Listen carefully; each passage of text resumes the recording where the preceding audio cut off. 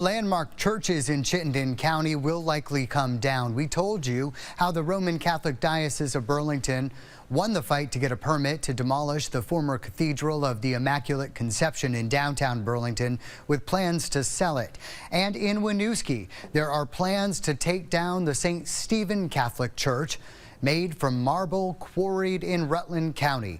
That church, which is undeniably unique, closed in 2020 due to a priest shortage. Its sale is pending, and demolition is planned for this spring.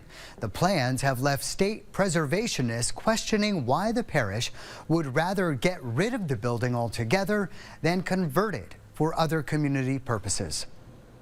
The church is critically important to the social fabric. To lose a whole church just really hurts the community because that was something that they treasured. I worry because we have a population that is diminishing in the Catholic churches, and if the current view that we must demolish goes forward, we're going to lose some real landmarks. So what is the reason behind these takedowns? I asked Rachel Hellman at 7 Days about that. Thank you for joining us. Why does the diocese want these churches demolished instead of selling them to have a repurposed purpose?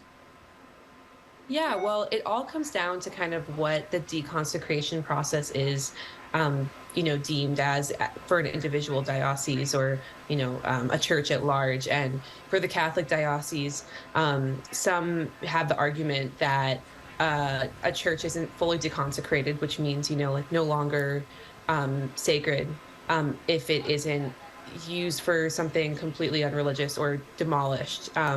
So yeah, the Protestant churches across the state have a more loose view of what deconsecration is, and once that process has been completed, a building can be repurposed.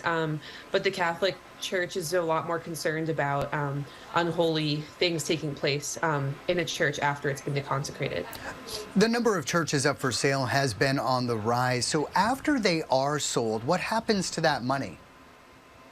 Yeah, I think it depends a lot on the individual church and what congregation it's a part of. Often it's transferred to another church where that congregation will then go. I think that's probably one of the most common ways that the money is transferred. A lot of churches have been turned into helpful community spaces or housing. Are there any that you found that have raised eyebrows? Yeah, there are breweries that are churches. There's one in the Northeast Kingdom that's doing that, and I think the local community really enjoys it, but I don't know if the Catholic diocese would be so thrilled about that repurpose.